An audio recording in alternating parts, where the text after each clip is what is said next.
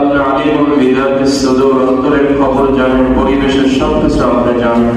কি উদ্দেশ্যে আমরা এখানে বসেছি আল্লাহ?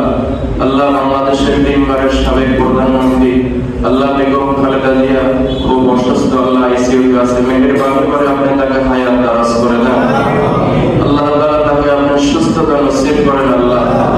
আল্লাহ নেক হায়াত দারাজ করে দেন আল্লাহ।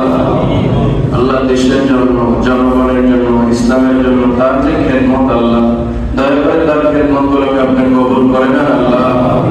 আয় আল্লাহ।